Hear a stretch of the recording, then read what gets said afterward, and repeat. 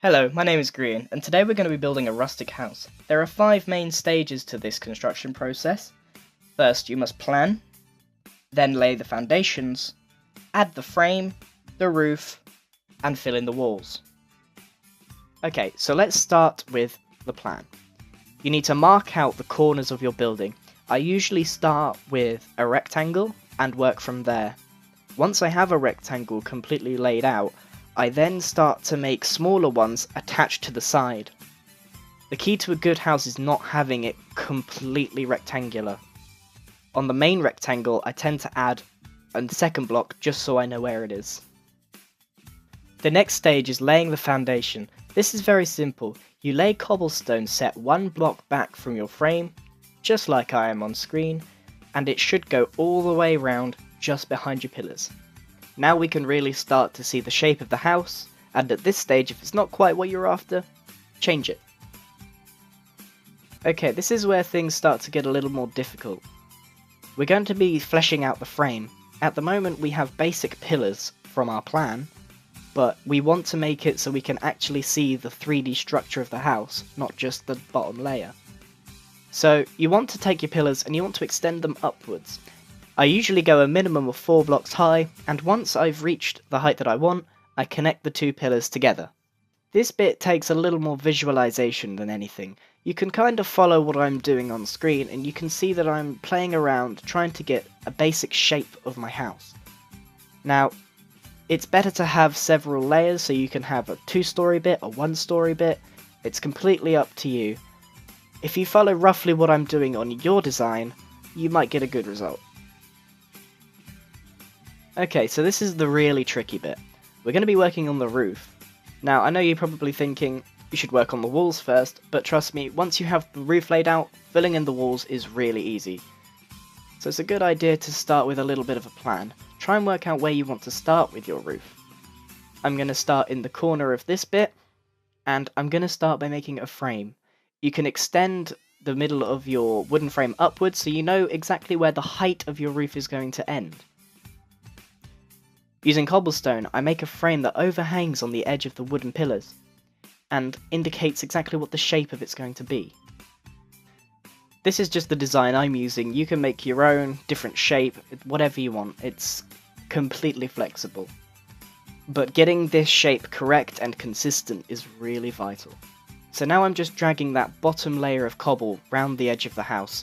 It just helps indicate where the roof is going to extend to, and helps with the frame. While I'm here, I just add a few fences to decorate this part of the building, which won't have a roof at all. It's going to be a balcony. I then continue to do the same thing on different parts of the building, making sure I've got that overhang cobble frame that indicates what the roof is going to be like.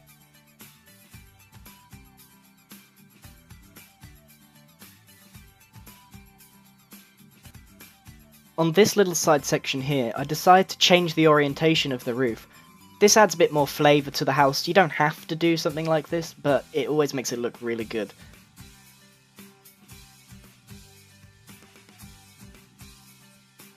So you can kind of see the shape I was going for with the cobble overhang. After that, I just go around and continue to do the cobble overhang on all the pieces of roof that I'm going to want to do.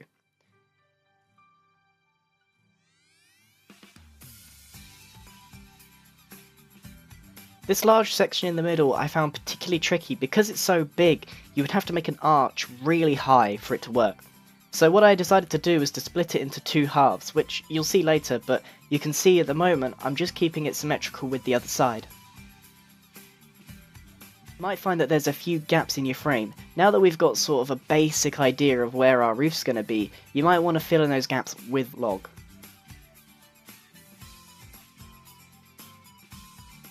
As I said before, dealing with the large section of the roof on the top can be really tricky, so dividing it up can be a really effective way of making it look good and not too big.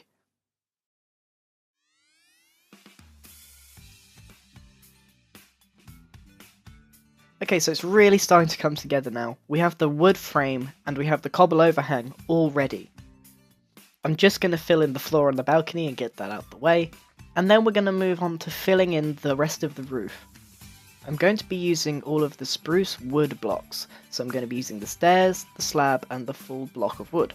You can start by filling in the front face, the one just behind the cobblestone frame, and then you can move on to start filling in the actual roof. Follow roughly what I'm doing on screen. I'm not making it completely flat because it won't have the same effect. I'm trying to give it any sort of curvature that I can, and where possible I'm just making it different levels, a bit messy, using the various blocks, sometimes a stair, sometimes a slab, and just mess around with it. There's no right or wrong way to do this bit. Once you've got one section just the way you like it, try and keep that consistency throughout the build.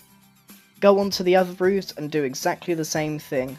Make it nice and messy, keep a nice shape, and just play around with it. Again, you can have any sort of shape you want, have it a little higher in certain areas, it's completely up to you.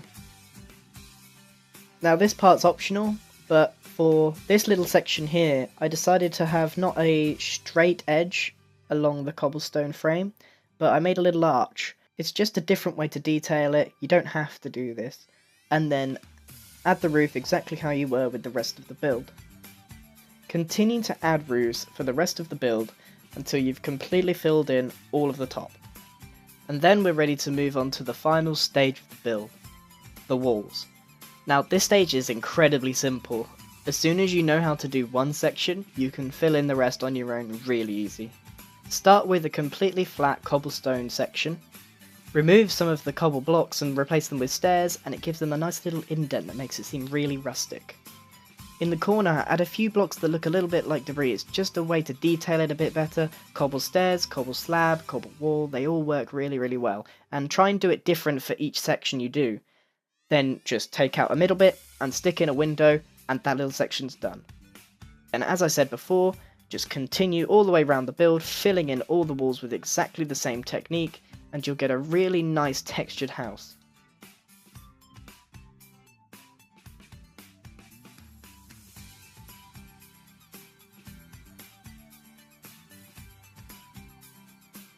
All in all, that shouldn't take too long, and you've got a really complete looking house.